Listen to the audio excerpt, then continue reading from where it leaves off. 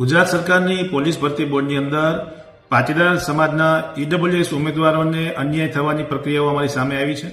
ખાસ કરીને જાતિ વિષયક શબ્દો બોલીને પાટીદાર સમાજને નોકરીની ક્યાં જરૂરિયાત છે એવા શબ્દો વાપરીને ગાંધીનગર અને અન્ય કેન્દ્રોમાં ઉમેદવારોને 2019 અને 2025ના ઊંચાઈ વિભાગ વિષયમાં પાસ થયેલા ઉમેદવારો, રનિંગમાં પાસ થયેલા ઉમેદવારોને 2026ની રનિંગ પાસ કર્યા પછી ઉમેદવારોને ઊંચાઈમાં નાપાસ કરવામાં આવ્યા છે.